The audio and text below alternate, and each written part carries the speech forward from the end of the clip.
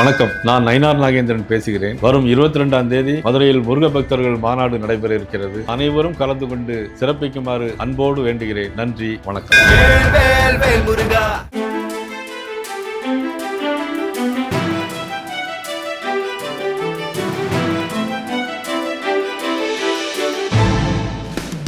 ஒரே ஒரு 5 லிட்டர் இதய மந்த்ரா கடல் எண்ணெய் பேக் ஒரு மாசம் முழுசுக்கும் அத்தனை சமையல் முடிச்சு விடலாம். இதய மந்த்ரா.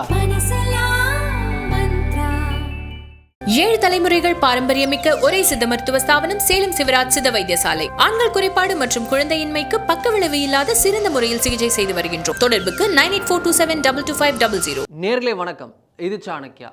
முன்னாள் கூட்டாளி, இந்நாள் பகையாளி. உலகமே உற்று நோக்கும் மத்திய கிழக்கு பதற்றம், ஈரான் வர்சஸ் இஸ்ரேல்.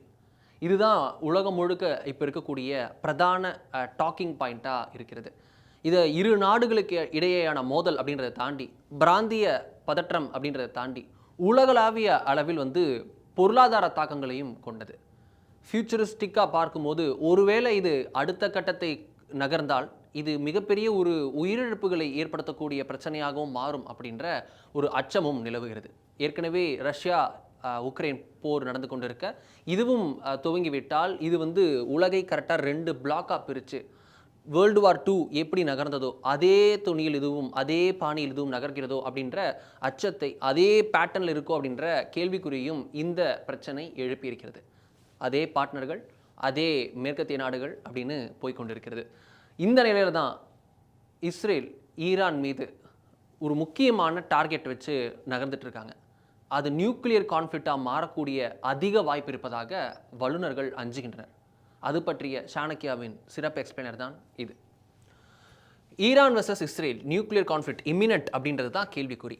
என்ன எக்ஸ்பர்ட் சொல்கிறாங்க அப்படின்னு பார்த்தோம் அப்படின்னா, யூஎஸ் மே என்டர் தி வார் அப்படின்றது தான் இப்போ நமக்கு கிடைக்கக்கூடிய தகவல். ட்ரம்ப் அவர்கள் G7 மாநாட்டுக்கு போனார், கனடாவில் பங்கேற்க. அங்கேருந்து பாதியிலே ட்ரிப்பை கேன்சல் பண்ணிவிட்டு திரும்பி வந்ததை நம்ம பார்க்குறோம். ஒரு செஷன் மட்டும்தான் அட்டன் பண்ணார், மீதியெல்லாம் அட்டன் பண்ணலை. இன்னும் 2-3 செஷன் இருந்தது. அந்த எந்த செஷனையும் அட்டன் பண்ணாமல் ரிட்டர்ன் ஆனார். முக்கியமான விஷயத்திற்காக போகிறேன் அப்படின்னு சொன்னார். மேக்ரான் அவர்கள், பிரான்ஸ் அதிபர், அவர் சொன்னார் ட்ரம்ப்புடைய திடீர் பயணம், அவருடைய போகிறது இரு நாடுகளுக்கு இடையே அமைதியை ஏற்படுத்துவதற்கு, ceasefire between Iran and Israel அப்படின்னு மேக்ரான் சொன்னார். அது முற்றிலும் தவறானது. நான் சீஸ்ஃபயர் அமைதியை ஏற்படுத்தலாம் போல, அதையும் தாண்டி ஒரு தி கம்ப்ளீட் எண்டுக்காக நான் போகிறேன், முற்றிலுமான ஒரு எண்டு, ஒரு இதுக்கு மேலே எண்டே கிடையாதுன்ற மாதிரி ஒரு எண்டுக்காக, ஒரு நகர்வுக்காக போகிறேன் அப்படின்னு சொன்னார். தன்னுடைய ஸ்ட்ராங் ரூமில் அனைவரும் தயாராக இருக்குமாறு, தான் லேண்ட் ஆன உடனே தன்னுடைய ஆலோசனைகள் துவங்கும் என்றும் சொல்லியிருந்தார்.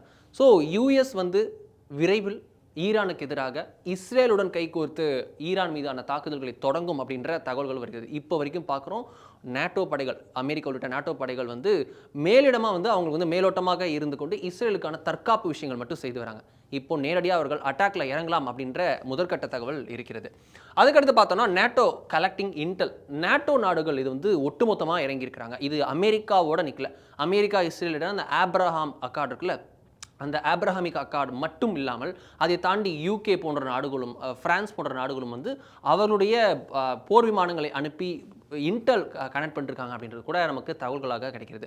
முக்கியமான விஷயமாக பார்ப்பது அதுதான். நேட்டோ உள்ள வருது அப்படின்னா, உக்ரைன்லையும் நேட்டோ, இங்கேயும் நேட்டோ அப்படின்றது நேட்டோ வர்சஸ் அதர்ஸ் அப்படின்னு இந்த போர் போய் நிற்குதா. ஈரான்ன்றது ஒரு முக்கியமான பிளேயர், நேட்டோ வர்சஸ் அந்த அதர்ஸ் அப்படின்ற பிராக்கெட் இருக்கக்கூடிய ஒரு முக்கியமான நாடு. ரஷ்யா, சைனா, நார்த் கொரியா உள்ளிட்டவுடன் ஈரானும் ஒரு முக்கியமான நாடாக இருக்கிறது. அப்படி இருக்க இது நேட்டோ போர், நேட்டோவின் போராக இது மாறுகிறதான்ற எதிர்பார்ப்பும் ஒரு அச்சமும் இந்த விஷயத்தில் இருக்கிறது. Attack on Iran nuclear sites imminent அப்படின்றது தான் நமக்கு பல முக்கியமான வல்லுநர்கள் சொல்லக்கூடிய செய்தி. ஈரானுடைய நியூக்ளியர் கேப்பபிலிட்டியை முற்றிலுமாக அழிக்கணும் அப்படின்றது தான் இஸ்ரேலுடைய நோக்கம். இதற்கு அமெரிக்காவும் ஒத்துப்போகிறது. அதாவது ஈரான் கையில் அணு ஆயுதம் கிடைத்துவிடக்கூடாது அப்படின்றது தான் இந்த தாக்குதலுடைய அப்ஜெக்டிவ். அந்த அப்ஜெக்டிவ் அடையிறதுக்கு ஒரே வழி, ஈரானுடைய அவங்க பேச்சுவார்த்தையெல்லாம் இறங்கி வர மாதிரி தெரியல, அதனால் ஈரானுடைய அணு உலைகள் மேலே நேரடியாக அட்டாக் பண்ணணும் அப்படின்றது தான் அமெரிக்கா மற்றும் இஸ்ரேலுடைய பிளானாக இருக்கிறது. அமெரிக்கா வரும் பட்சத்தில், நேட்டோ கலெக்ட் பண்ணும் இன்டெலின் பட்சத்தில் இது நடப்பதற்கு அதிக வாய்ப்பு இருக்குது அடுத்த சில நாட்களில் அப்படின்றது, இந்த அட்டாக் கன்ஃபார்ம் அப்படின்றது உறுதியாக இருப்பதால் தான் இம்மினன்ட் அப்படின்ற வார்த்தை இங்கே வலுப்பெறுகிறது. அடுத்ததாக பார்க்கணும்னா precision strikes on nuclear and uranium facilities அப்படின்றது துல்லிய தாக்குதல் நடத்துவதற்கு அதிக வாய்ப்பு இருக்குது அப்படின்னு சொல்கிறாங்க. நியூக்ளியர் ஃபெசிலிட்டிஸ்னால் ரொம்ப பெர்ஃபெக்டாக ரியாக்டர்ஸ், நியூக்ளியர் ரியாக்டர்ஸ், நியூக்ளியருடைய ஃபியூவல் பூல் அப்படின்னு சொல்லுவாங்க. அதுக்கப்புறம் யுரேனியம் சைட்ஸ், எங்கெல்லாம் யுரேனியம் குமிக்கப்பட்டிருக்கிறதோ அங்கெல்லாம் கூட யுரேனியம் மைன்கள் மீது கூட, அதாவது சுரங்கங்கள் மீது கூட தாக்குதல் நடத்தப்படலாம் அப்படின்ற தகவல்கள் இருக்கிறது. இதெல்லாம் military experts and defence journalist as well as geopolitical experts சொல்லக்கூடிய முக்கியமான காரணிகளாக, விஷயங்களாக இருக்கிறது. இதுதான் லேட்டஸ்ட் டெவலப்மெண்ட். இதை தாண்டி பார்த்தோன்னா எது ஈரானுடைய நியூக்ளியர் சைட்ஸ் அப்படின்ற விஷயம் எப்போவுமே வந்து ஒரு கேள்வி இருக்குது. அது வந்து அனௌன்ஸ் பண்ணது இருக்கும், அனௌன்ஸ் பண்ணாது இருக்கும். அனௌன்ஸ் பண்ணது என்னென்ன இதோ பார்த்துடலாம். இதான் நியூக்ளியர், ஈரானுடைய நியூக்ளியர் சைட்ஸ் எதுன்னு நம்ம பார்க்குறோம். இங்கே இருக்கிறது உங்களுக்கு பார்க்குறோம், இது வந்து நியூக்ளியர், உங்களுக்கு க்ளோஸ்அப்பில் தெரியும் நியூக்ளியர் சைட். இது கரெக்டாக அணு ஆயுத கிடங்குகளே இருக்கக்கூடிய விஷயம். இது வந்து ரிசர்ச் ரியாக்டர், அதாவது நியூக்ளியர் ரிசர்ச்சுக்கான ரியாக்டர்ஸ் இருக்கக்கூடிய, அணு உலைகள் இருக்கக்கூடிய இது வந்து யுரேனியம் மைன். இது நியூக்ளியருக்கான சப்போர்ட் பண்ணக்கூடிய மிலிட்ரி சைட்ஸ்.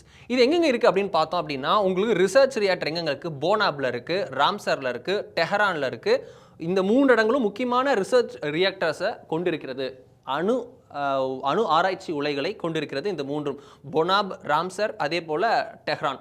அதுக்கப்புறம் பார்த்தோன்னா உங்களுக்கு யுரேனியம் மைன் எங்கெல்லாம் இருக்குது அப்படின்னா, சாகந்த், யாஸ்த், காச்சின் உள்ளிட்ட இடங்கள் எல்லாம் வந்து முக்கியமான அவங்களுடைய யுரேனியம் மைன்லாம் இருக்குது. மிலிட்ரி சைட் வந்து பார்ஷியனில் இருக்கிறது. நியூக்ளியர் சைட்ஸ் எங்கே இருக்குது? தோ அராக், நாட்டான்ஸ், இஸ்ஃபாஹன், யாசத், பூஷர் அப்படின்ற முக்கியமான இடங்கள் இருக்குது. இதையெல்லாம் தாண்டி அதி முக்கியமான நியூக்ளியர் சைட் எங்கே இருக்குது அப்படின்னா, இங்கே இருக்கக்கூடிய ஃபார்டோ அப்படின்னு சொல்லக்கூடிய இந்த இடம் தான். இது ரொம்ப முக்கியமான இடமாக பார்க்கப்படுகிறது. டெஹ்ரானுடைய ப்ராக்சி இடமாக இருக்கக்கூடிய இந்த இடத்துல தான் அதிநவீன அண்டர் கிரவுண்டில் இருக்கக்கூடிய நியூக்ளியர் விஷயங்கள்லாம் அண்டர் கிரவுண்டில் வச்சுருப்பதாக நமக்கு வந்து இன்டெல், சர்வதேச அளவில் இருக்கக்கூடிய இன்டெல் படி பார்த்தோன்னா ஃபார்டோ அப்படின்றது ரொம்ப முக்கியமான இடமாக இருக்கிறது. ஸோ இதெல்லாம் தான் நியூக்ளியர் சைட்ஸ் ஆஃப் ஈரான். இதை தான் வந்து இஸ்ரேல் டார்கெட் செய்து வருவதாக நமக்கு இப்போ கிடைக்கக்கூடிய தகவல். இவங்க வந்து இப்போ கிடைக்கக்கூடிய தகவல் படி அவங்க வந்து ஈரானுடைய ஏர் டிஃபென்ஸ் சிஸ்டம், இந்த லெஃப்ட் சைடில் இருக்கக்கூடிய இங்கே இருக்குது இஸ்ரேல், இந்த இஸ்ரேலில் இருந்து அவங்க வந்து இங்கே வந்து உள்ள டெஹ்ரான் வரைக்கும் அட்டாக் பண்ணியிருக்காங்க. லிட்ரலி பார்க்கணும்னா ஈரானுடைய ஈஸ்டர்ன் பார்டர் ஃபுல்லுமே, ஈஸ்டர்ன் ஹாஃப் ஃபுல்லுமே இஸ்ரேலோட கண்ட்ரோலில் இருக்குது. எப்போ வேணாலும் இஸ்ரேல் வந்து அதோடைய வான் பாதுகாப்பு உபகரணங்களை பயன்படுத்தியோ இதையோ நேரடியாக வந்து ஈரானுக்குள் ஊடுருவி தாக்குதல் மேற்கொள்ள முடியும். அவருடைய ஜெட்ஸ்ன்றது ஃப்ரீக்வெண்ட்டாக மேலே சும்மா சுற்றிட்டு இருக்கு அப்படின்ற அளவுக்கு தகவல்கள் வருகிறது. ஏன் அப்படின்னா அவருடைய முதல் இதே இந்தியாவோட பேட்டர்னில் அவங்க அட்டாக் பண்ணாங்க. இந்தியா பாகிஸ்தான் எப்படி அட்டாக் பண்ணோம்? லிட்ரலி பாகிஸ்தானுடைய முதல்ல லாகூர்ல இருந்த ஏர் டிஃபென்ஸ் சிஸ்டத்தை காலி பண்ணோம். ஒரு போலியான விமானத்தை பறக்க விட்டு, ஆப்ரேஷன் சிந்தூரில் ஒரு போலியான விமானத்தை பறக்க விட்டு அதன் மூலமாக ஆக்டிவேட் ஆன ஏர் டிஃபென்ஸ் சிஸ்டம், வான் பாதுகாப்பு சாதனங்கள், அந்த சாதனங்களை நம்ம அட்டாக் பண்ணி அழிச்சோம். அதன் மூலியமா பாகிஸ்தான் கிட்ட ரேடார்ஸ் எதுவும் இல்லாமல் போய் இந்தியனுடைய விமானங்களை கண்டுபிடிக்க முடியாமல் போச்சு. அதே போல என்ன பண்ணாங்கன்னா இஸ்ரேல் ஒரு ஃபேக்கான ஒரு விமானத்தை பறக்க விட்டு, அதன் மூலம் விமானங்களை பறக்க விட்டு அதை கொண்டு ஆக்டிவேட் ஆன ஏர் டிஃபென்ஸ் சிஸ்டத்தை முதல்ல போய் அழிச்சாங்க. அதற்கப்புறம் நேரடியாக ஊடுருவி டெஹ்ரான் வரைக்கும் உள்ள போய் இந்த இடத்துல எல்லாத்துலயும் வந்து அவர்கள் இப்போ வானில் பறந்து கொண்டிருக்கிறார்கள். இந்த பக்கத்துக்கு இன்னும் எக்ஸ்ட்ரீம் போல இந்த டெஹ்ரான், பர்ஷியன் வரைக்கும் அவர்கள் போயிருப்பதாக தகவல், பூஷர் வரைக்கும் உள்ள போயிருக்கிறதாக தகவல். இதெல்லாம் முக்கியமான ட்ரேட் ரூட்ஸாக இருக்கிறது. எண்ணெய் கிடங்குகள்லாம் இது வழியாக தான் உங்களுக்கு இந்தியா வரைக்கும் அனுப்பப்படுகிறது. ஸோ முக்கியமான இந்த ஹாஃப் ஃபுல்லுமே வந்து இஸ்ரேல் வந்து ஏரை வந்து தன்னுடைய கண்ட்ரோலில் எடுத்திருக்காங்க. எத்தனை நாடுகள்? ஈராக், ஜார்டன், சிரியா, இந்த எல்லா நாடுகளையும் தாண்டி வந்து இங்கே அட்டாக் பண்ணுறாங்க. ஏதோ பக்கத்து பார்டர் நாடு கூட கிடையாது, இங்கே இவ்வளோ தூரம் கிளம்பி வந்து அட்டாக் பண்ணுறாங்க. எல்லாமே வந்து இந்த மிலிட்ரி சைட்ஸ் மேலே தான் இது வரைக்கும் அட்டாக் நடந்திருக்கு. இனி வரும் நாட்களில் அமெரிக்காவின் துணையுடன் இந்த நியூக்ளியர் சைட்ஸ்லாம் அட்டாக் நடக்கலாம் அப்படின்றது தான் இன்டெல் கிடைக்கக்கூடிய விஷயம்.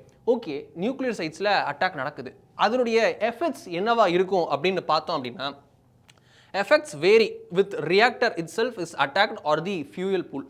ரியாக்டர் அட்டாக் பண்ணால் ஒன்று, ஃபியூயல் பூலை அட்டாக் பண்ணால் ஒன்று. எப்படி அப்படின்னு பார்க்குறோம். Nuclear facility size and age அப்படின்றதும் ஒரு முக்கியமான ஃபேக்டர்ஸாக இருக்குது. எப்படின்னா நியூக்ளியர் ரியாக்டர்ஸுக்கு மேலே தாக்குதல் நடத்தினா ஒன்று, அதோடைய ஃபியூயல் பூல் மேலே அட்டாக் பண்ணால் ஒன்று, அதோடைய காலம், அது எத்தனை நாளாக இருக்குது, எத்தனை வருடங்களாக இருக்குது அப்படின்றத பொறுத்து ஒன்று, எவ்வளோ பெரிய சைஸில் இருக்குது அப்படின்றத பொறுத்து ஒன்று. இது எல்லாமே எஃபெக்ட்ஸ் எப்பேற்பட்ட தாக்கத்தை ஏற்படுத்தும் அப்படின்றது. நியூக்ளியர் பாம்பை போடுறது ஒன்று தான், நியூக்ளியர் ஃபெசிலிட்டி மேலே அட்டாக் பண்ணுறது ஒன்று தான். இதுக்கு வந்து ஒரு பெரிய வித்தியாசம் இல்லை அப்படின்றதும் மிலிட்ரி எக்ஸ்பர்ட்ஸ் சொல்லக்கூடிய விஷயமாக இருக்கிறது.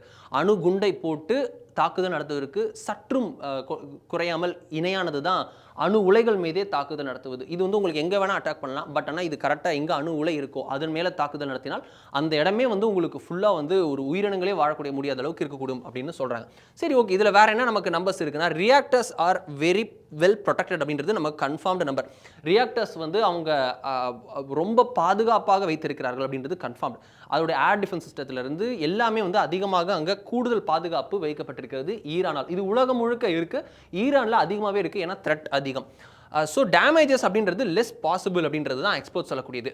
ஆனால் ஃபியூயல் பூல் மீது அட்டாக் நடத்தப்பட்டால் அது அல்லது ஏதாவது ஒரு தீ பற்றி எரிந்தால் கேட்டாஸ்ட்ரோஃபிக் அப்படின்றது தான் மிலிட்ரி எக்ஸ்போர்ட் சொல்லக்கூடிய வாதமாக இருக்கிறது. பேரழிவை ஏற்படுத்தக்கூடிய விஷயமாக இந்த ஃபியூயல் பூல், ஒருவேளை ரியாக்டர்ஸை தாண்டி ஃபியூயல் பூலில் ஒரு அட்டாக் நடந்தாலோ அல்லது அதில் ஒரு தீப்பொறி பற்றினால் கூட மொத்தமாக பேரழிவை ஏற்படுத்தக்கூடிய விஷயமாக அது மாறும் அப்படின்னு சொல்கிறாங்க. அது என்ன அப்படின்னு கேட்டோம் அப்படின்னா அதோடைய எஃபெக்ட்ஸ் எப்படின்னு பார்த்துடலாம். cesium-137 அப்படின்றது அங்கிருந்து கசியக்கூடும் அப்படின்றது தான் எக்ஸ்பர்ட் சொல்லக்கூடிய விஷயமாக இருக்கிறது. cesium-137 அப்படின்றது ரொம்ப அதிபயங்கர விஷயமாக இருக்க, அது வந்து உங்களுக்கு உக்ரைனில் செர்னோபிலில் நடந்தது, ஃபுகுஷிமாவில் இன்சிடென்ட்ஸ் நடந்ததில்ல, இந்த 2 இன்சிடென்ட்ஸுக்கும் சற்றும் குறையாமல் அதை விட கொடூரமாக இருக்கும் அப்படின்னு சொல்கிறாங்க. 1986 உக்ரைன், அது அன்னைக்கு பார்த்தோம்னா உடையாத சோவியத் யூனியனின் ஒரு முக்கியமான நகரமாக இருக்குது. அங்கே வந்து நியூக்ளியர் ஃபெசிலிட்டியில் நடந்த தாக்குதல் பார்க்குறோம். அதில் 30 பேர் வந்து நேரடியாக ஆன் ஸ்பாட்டில் அந்த கசிவு காரணமாக இறந்தார்கள். 10,000க்கும் மேற்பட்டோருக்கு ஸ்கின் இஷ்யூஸ்லேருந்து கேன்சர்லேருந்து ஏகப்பட்ட நோய்கள் வந்து பின்னாட்களில் இருந்ததை பார்க்குறோம். அப்பேற்பட்ட செர்னோபைலில் பார்க்குறோம். அதுக்கப்புறம் ஃபுகுஷிமா, இந்த 2 இன்சிடென்ட்ஸை விட மிக கொடூரமாக இந்த தாக்குதல் நடந்தால் இருக்கும் அப்படின்றது தான் விஷயம். which can result in burns, radiation sickness, even death அப்படின்றது தான் டாக்டர்ஸ் as well as அந்த ரேடியேஷன் எக்ஸ்பர்ட் சொல்லக்கூடிய விஷயமாக இருக்கிறது. உங்களுக்கு வந்து தீக்காயங்களோடு நிற்காது, இது தீக்காயங்கள். அதை தாண்டி ரேடியேஷனால் ஏற்படக்கூடிய உங்களுக்கு உடல்நலக் குறைவுகள், அப்புறம் மரணங்கள் கூட நடக்கலாம், உயிரிழப்புகள் கூட நடக்கலாம், உங்களுக்கு வந்து ஏகப்பட்ட குறைபாடுகள் ஏற்படலாம் அப்படின்றது தான் ரேடியேஷனால் கிடைக்கக்கூடிய விஷயமாக இருக்கிறது. அதுக்கப்புறம் பார்த்தோம்னா cesium-137 வந்து உங்களுக்கு காற்றுல வரைக்கும் இழுத்துட்டு போகும்னு சொல்கிறாங்க. இந்த கசிவுகள் அப்படின்றது ஒரு இடத்துல உமிழங்களாக வந்து நின்றதோ அப்படியோ கிடையாது. இது காற்றுல எவ்வளோ தூரம் கொண்டு போகுதோ அவ்வளோ தூரம் வரைக்கும் போக முடியக்கூடிய விஷயமாக இருக்கிறது. அது சில இடங்களில் வந்து போய் மண் திட்டுக்களில் கூட வேறு இடங்களுக்கு காற்றுல அடிச்சுட்டு போய் மண் திட்டுக்களில் விழுமா. அப்படி விழுந்தது அப்படின்னா அதை நேரடியாக யாராவது எடுத்தார் அப்படின்னா கூட any person expose to it, அதாவது அந்த இடத்துல போயிட்டு அந்த காலில் ஏதோ அவங்களுக்கே தெரியாமல் சுவாசிக்கிறதோ இல்லை காலில் படுறதோ ஏதோ ஒரு வகையில் அவங்க எக்ஸ்போஸ் ஆகிறாங்க அந்த விஷயத்துக்கு cesium-137க்கு அப்படின்னா அவங்க வந்து முழு பாடியும் ரேடியேஷனால் பாதிக்கப்பட்டு காமா ரேடியேஷன் உள்ளிட்டவைட்டால் பாதிக்கப்படக்கூடிய அபாயத்தில் இருக்கிறார்கள். ஈரான்றது நமக்கும் அண்டை நாடு. ஸோ அப்படி ஒரு கொடூர விஷயமாக வந்து நிற்க உணவு மற்றும் நீர் போன்றவையும் வந்து அதில் வந்து கண்டாமினேட் ஆகி உங்களுக்கு மிகப்பெரிய ரேடியேஷன் தாக்குதலுக்கு உள்ளாகும் அப்படின்ற விஷயத்தையும் சொல்கிறாங்க. இதன் மூலமாக கேன்சர் உள்ளிட்ட மருத்துவ ப்ராப்ளம்கள், உங்களுக்கு ஹெல்த் இஷ்யூஸ்லாம் வரும்னு சொல்கிறாங்க. tens of millions of curies will be released அப்படின்ற பாயிண்ட்டும் இருக்குது. கியூரிஸ் அப்படின்னா என்ன அப்படின்னா உங்களுக்கு ரேடியேஷனை வந்து அளவிடுவதற்கான ஒரு விஷயம். அந்த கியூரிஸ் வந்து 10s of millions வந்து கியூரிஸ் வந்து ரிலீஸ் ஆகும் அப்படின்னு சொல்கிறாங்க இந்த ஒரு சேசியம் மூலியமாக. இதில் எவ்ரி மில்லியன், இங்கே வந்து என்ன சொல்கிறாங்க, 10s of millions, அது நூற்றுக்கணக்கான மில்லியன்கள் அப்படின்னு சொல்கிறாங்க. அது லிட்ரலி கோடி கணக்கில் கியூரிஸ் ரிலீஸ் ஆகும்னு சொல்கிறாங்க. ஒவ்வொரு 10 லட்சத்திற்கும் எவ்ரி மில்லியன் அப்படின்றது ஒரு 10 லட்சம், ரைட். எவ்ரி மில்லியன் கியூரிஸ், அது உங்களுக்கு தெரியும், 1 மில்லியன் அப்படின்றது 10 லட்சம் அப்படின்றது இருக்க. இங்கே வந்து 10s of millions ரிலீஸ் ஆகும்னு சொல்லி இருக்க. இங்கே இருக்கக்கூடிய ஒவ்வொரு மில்லியன் கியூரிக்கும் உங்களுக்கு வந்து 2000 ஸ்கொயர் கிலோமீட்டர் நிலப்பரப்பு அப்படின்றது வாழ்வதற்கே தகுதியற்ற இடமாக மாறக்கூடும் அப்படின்றது தான் உங்களுக்கு இதிலிருந்து கிடைக்கக்கூடிய விஷயம். 2000 ஸ்கொயர் கிலோமீட்டர் அப்படின்றது நீங்கள் ஸ்கொயரில் 2000 போட்டுக்கோங்க, அப்பேற்பட்ட அளவுக்கு மிகப்பெரிய தூரம். அப்படி இருக்க இதில் இந்தியா அஃபெக்ட் ஆகிறதுக்கு வாய்ப்பு இருக்கா? ஈரானில் உள்ள அணு உலைகள் மீது, அணு கிடங்குகள் மீது, யுரேனியம் சைட்ஸ் மீது, ஃபியூயல் பூல் மீது, ரியாக்டர்ஸ் மீது தாக்குதல் நடத்தப்பட்டு இஸ்ரேல் மற்றும் அமெரிக்கா அணு ஆயுத தாக்குதல் தான் அங்கே நடத்தணுன்றது இல்லை, சின்ன சின்ன நியூக்ளியர் பாம்ஸ் போகணுன்னு கூட அவசியம் இல்லை, சாதாரண தாக்குதலை அங்கே நடத்தினால் கூட இந்தியாவுக்கு ஏதாவது தாக்குதல் இருக்கா? ஏன்னா 2000 ஸ்கொயர் கிலோமீட்டர் தூரத்தில் வரைக்கும் அந்த சின்ன சின்ன பாதிப்புகள் வந்து கியூரிஸ் ஒரு 1 மில்லியன் கியூரிஸுக்கும் தாக்குதல் உங்களுக்கு வந்து அவ்வளோ தூரம் ரேடியேஷன் எஃபெக்ட் இருக்குன்றாங்க. இது வந்து டென்ஸ் ஆஃப் மில்லியன்ஸ்ன்றாங்க. அப்போ உங்களுக்கு வந்து எவ்வளோ ஸ்கொயர் கிலோமீட்டர் வரைக்கும் இந்த ரேடியேஷன் எஃபெக்ட்ஸ் இருக்கும் அப்படின்றது ஒரு ஒரு அச்சுறுத்தலான ஒரு நம்மளை பயத்தில் ஆழ்த்தக்கூடிய விஷயங்கள் இருக்கிறது. எப்படி இருக்கு வாங்க பார்க்கலாம். உங்களுக்கு ஈரானில் இருக்கக்கூடிய நம்ம பார்க்குறோம், ஈரானில் இங்கே வந்து உங்களுக்கு இந்தியாவுடைய பார்டர் பாகிஸ்தான் இருக்குது, அதுக்கப்புறம் ஆப்கானிஸ்தான், ஈரான் இருக்குது. உங்களுக்கு இங்கே இருந்து தான் இஸ்ரேலிருந்து தான் அட்டாக் வந்து இங்கே வரைக்கும் வந்து நடத்துகிறது. ஜார்டன் இருக்குது, ஈராக் இருக்குது, சிரியா இருக்குது. இந்த இடத்துல வந்து உங்களுக்கு நடத்தப்படுவ தாக்குதல் எல்லாமே இந்த இடத்துல தான் இருக்குது. ஈரானுடைய வெஸ்டர்ன் பார்டரில் பெருசாக ரியாக்டர்ஸ் இல்லை. பட் பாகிஸ்தானுடைய இன்டெல் கொடுத்து ஏதாவது இருக்கான்றதை பார்க்கணும். பாகிஸ்தானுடைய இராணுவ தளபதி ஆசிம் முனிர் நம்ம பேசிகிட்டு இருக்க நேரத்தில் ட்ரம்ப் அவர்களுடன் ஒரு ஆலோசனை முடித்துவிட்டு திரும்பி இருக்கிறார். அந்த ஆலோசனையில் இருவரும் வந்து ஈரான் விஷயத்தில் ஒத்துப்போவதாக ட்ரம்ப் வந்து அறிவிக்கிறார். அதன்படி பார்த்தோம்னா ஈரானுக்கு எதிராக, அதாவது ஈரான் முதுகில் குத்துகிறதா பாகிஸ்தான் அப்படின்ற ஒரு தனி டிபேட்டட் டாப்பிக்கே இருக்குது. அப்படி இருக்க பாகிஸ்தான் இருக்கக்கூடிய இன்டலின் படி இங்கு ஈரான் மறைத்து வைத்திருக்கக்கூடிய ஏதாவது அணு ஆயுதங்கள் ஏதாவது இருக்கிறதா அப்படின்ற விஷயம் தெரியல. பாகிஸ்தானுடைய போர் விமானங்கள்லாம் இந்த எல்லையில் இருக்கிறத நிறைய இடங்களை சுற்றிட்டு இருப்பதாக இன்டெல் கனெக்ட் பண்ணிருப்பதாக உளவு சேகரித்து வருவதாக தகவல்கள் இருக்கு. அப்படி இருக்க அது என்ன பண்றாங்க அப்படின்ற பார்க்கணும். ஸோ இப்படி இருக்க ஈரானுடைய இந்த இடத்துல டெஹ்ரான்லேருந்து இங்கே ஃபோர்டோலேருந்து நாட்டான்ஸ்லேருந்து எல்லா இடத்துலையும் இங்கே இருக்கக்கூடிய அணு உலைகள், அணு கிடங்குகள், யுரேனியம் சைட்ஸ் உள்ளிட்டவற்றில் வந்து இஸ்ரேல் அமெரிக்க கூட்டுப்படைகள் இணைந்து அட்டாக் பண்ணுறாங்க, தற்காப்புக்காக அட்டாக் பண்ணுறாங்க. பட் அது ரேடியேஷன்களை கொடுக்குது அப்படின்னா 2000 ஸ்கொயர் கிலோமீட்டர் வரைக்கும் இந்த ரேடியேஷன் சாதாரணமாகவே இருக்கும். அப்படின்னா 3000 கிலோமீட்டரில் மத்திய பிரதேஷ் இருக்கிறது, இந்தியாவுடைய சென்டர் பாயிண்ட் அப்படின்றது 3000 கிலோமீட்டர் கிட்ட இருக்குது. அப்படி இருக்க நமக்கு எங்கே தாக்குதல் வரதுக்கு வாய்ப்பு இருக்குன்னு ஃபஸ்ட்டு நம்ம வந்து ஃபோர்டோவே எடுத்து பார்ப்போம். ஃபோர்டோவில் எங்கே எப்படின்றத நம்ம இப்போ பார்த்துடலாம். ஃபோர்டோன்றது ஒரு முக்கியமான நகரமாக இருக்கிறது. நம்ம முன்னாடியே சொன்ன போல அண்டர் கிரவுண்ட் ஃபெசிலிட்டி வரைக்கும் இங்கே வந்து ஈரானுடைய அண்டர் கிரவுண்ட் ஃபெசிலிட்டி வரைக்கும் இருக்கிறது. ஸோ இந்த ஃபோர்டோலேருந்து நம்ம எவ்வளோ தூரம் அப்படின்றத இப்போது பார்த்துடலாம். இங்கே தான் வந்து உங்களுக்கு ஏகப்பட்ட அணு ஆயுதங்கள் பதுக்கி வைக்கப்பட்டிருப்பதாக சொல்லக்கூடிய ஒரு மிகப்பெரிய ஒரு நியூக்ளியர் சைட்டாக ஈரானில் இருக்கக்கூடிய இடம் இந்த ஃபோர்டோ. இந்த ஃபோர்டோவில் நம்ம இங்கேருந்து எடுப்போம். இந்த ஃபோர்டோவிலேருந்து நம்ம வந்து எவ்வளோ கிலோமீட்டர்ஸ்னு பார்த்தோம் அப்படின்னா உங்களுக்கு இங்கேயே ஒரு ஐடியா கிடைத்துவிடும். ஏன் அப்படின்னா இந்தியா வந்து தூரத்தில் இருக்குது அப்படின்னு நினச்சிட்டு இருக்கக்கூடிய நிலைமையில் நம்ம எவ்வளோ பக்கத்தில் எவ்வளோ பெரிய ஆபத்திற்கிட்ட இருக்கோம் அப்படின்றது ஒரு முக்கியமான விஷயமாக இருக்கிறது. உங்களுக்கு இந்த இடத்துல தெரியும், ஆப்கானிஸ்தான்றது 1000 கிலோமீட்டரில் இருக்கிறது ஈரான்லேருந்து. பாகிஸ்தான் அப்படின்றது 1600, 700, 800, 900 அப்படின்ற 1900 கிலோமீட்டர் வரைக்கும் இருக்கிறது. உங்களுக்கு 2000 கிலோமீட்டர் அப்படின்ற அந்த இனிஷியல் ஸ்டேஜஸ்லேயே பார்த்தோன்னா உங்களுக்கு பாகிஸ்தானின் பெரும்பாலான பகுதிகள் போயிடும். பட் ஆனால் இந்தியாவுடைய முக்கியமாக சொல்லணும் அப்படின்னா உங்களுக்கு தார் டெசர்ட் வரைக்கும் எஃபெக்ட் இருக்கும் அப்படின்றது தான் நமக்கு கிடைக்கக்கூடிய தகவல். எப்படி இதோடைய அனலிட்டிக்கலாக பார்க்கும்போது பேசிக் இனிஷியல் ஸ்டேஜஸ்லேயே 2000 ஸ்கொயர் கிலோமீட்டர்ஸ் வரைக்கும் ரேடியேஷன் எஃபெக்ட் இருக்கும் அப்படின்னு எக்ஸ்பர்ட்ஸ் சொல்கிறாங்க. அது இனிஷியல் அட்டாக் ஆஃப் உங்களுக்கு ஃபியூயல் பூலில் அட்டாக் நடந்தாலே உங்களுக்கு வந்து 2000 ஸ்கொயர் கிலோமீட்டர் வரைக்கும் ரேடியேஷன் எஃபெக்ட்ஸ் இருக்கும். மனிதர்கள் வாழ முடியாத அளவிற்கு ஒரு நோய் தொற்று போன்றவையெல்லாம் ஏற்படும். அங்கே சுற்றுவட்டார பகுதியில் மனித இனமே வாழ முடியாத அளவிற்கு, உயிரினங்களே வாழ முடியாத அளவிற்கு ப்ராப்ளங்கள் இருக்கும் அப்படின்னு சொல்கிறாங்க. அப்படி இருக்க உங்களுக்கு ரேடியேஷன் எஃபெக்ட்ஸ்ன்றது உங்களுக்கு ராஜஸ்தானில் தார் டெசர்ட் ராஜஸ்தான் வரைக்கும் வரும். அதே போல் உங்களுக்கு குஜராத்தின் எல்லை பகுதிகள் வரைக்கும் வரக்கூடிய இது இருக்குது. அதே போல் பார்த்தோம்னா உங்களுக்கு இங்கே வந்து உங்களுக்கு ஏமன் வரைக்கும் வந்து ஏமன் வரைக்கும் இருக்குது. அதே போல் சவுதி அரேபியாவின் முழுவதுமாக ஜேதா நகரம் உட்பட எல்லாமே வந்து உங்களுக்கு அந்த ரேடியேஷனோட எஃபெக்டில் வரதுக்கு வாய்ப்பு இருக்குது. எஜிப்தும் உங்களுக்கு வருவதற்கு வாய்ப்பு இருக்குது. அதே போல் இஸ்ரேலும் அந்த ரேடாருக்குள்ளே தான் இருக்குது. ஸோ ஈரானின் அணு உலைகள் மீது தாக்குதல் நடத்தினால் இஸ்ரேலும் பாதிப்புக்குள்ளாகும். ரேடியேஷன் எஃபெக்ட்ஸ்ன்றது புரிஞ்சுக்கொள்ள முடிகிறது. சைப்ரஸ் உள்ளிட்ட நாடுகளும் வருகிறது, டர்க்கியும் உங்களுக்கு வருகிறது, ஜார்ஜியா வரைக்கும் உங்களுக்கு எஃபெக்ட் வந்து கண்டிப்பாக இருக்குது அப்படின்றது நமக்கு கன்ஃபார்ம் ஆகிறது. இந்த பக்கம் பார்க்குறோம் உங்களுக்கு உக்ரைன் வரைக்கும் கூட இந்த எஃபெக்ட்ஸ் வந்து போகிறது. இங்கே அதே தான் இந்த இடத்துல பார்க்குறோம் கசகஸ்தான் வரைக்கும் உங்களுக்கு வந்து எஃபெக்ட்ஸ் போகிறது. அப்படி இருக்க இந்த அணு உலைகள் மீது நடத்தப்பட்ட தாக்குதல் அப்படி இருக்க உங்களுக்கு ஈரான் மீது இஸ்ரேல் நடத்தும் என எதிர்பார்க்கக்கூடிய அமெரிக்கா மற்றும் இஸ்ரேல் இணைந்து நடத்தும் அப்படின்னு அந்த எல்லா எக்ஸ்பர்ட்ஸும் சொல்லக்கூடிய அந்த நியூக்ளியர் ஃபெசிலிட்டிஸ் மீதான தாக்குதல், அது எப்பேற்பட்ட தாக்குதலாக இருக்கும் அப்படின்னு தெரியாது. இல்லை அவங்க வந்து அண்டர் கிரவுண்ட் ஃபெசிலிட்டிக்காக அண்டர் கிரவுண்ட்லேயே இருக்கக்கூடியதை மட்டும் அழித்து விட்டு அவருடைய பொலிட்டிக்கல் லீடர்ஷிப்பை எலிமினேட் பண்ணுறாங்களா, அதாவது அயத்துல்லா கமேனி போன்றவர்களை நாடை விட்டு அனுப்புவதோ இல்லது அவர்களை சிறைப்பிடித்து அனுப்புவதோ இல்லை அவர்களை கொல்லுவதோ இது போன்ற விஷயங்கள் மேற்கொண்டு நியூக்ளியர் தடுப்பு நடவடிக்கைகளை மேற்கொள்கிறார்களா, இல்லது நியூக்ளியர் கிடங்குகள் மீதோ நியூக்ளியர் ரியாக்டர்ஸ் மீதோ நியூக்ளியர் ஃபியூயல் பூல் மீதோ நேரடியாக தாக்குதல் நடத்துகிறார்களா அப்படின்றது இனிவரும் நாட்களில் தான் தெரியும். ஆனால் அந்த தாக்குதல் ஒருவேளை நடந்தால் இந்தியா வரை பாதிப்பு இருக்கும் என்பது நிச்சயம். மீண்டும் இன்னொரு நிகழ்ச்சியை சந்திப்போம். அதுவரை நன்றி, வணக்கம்.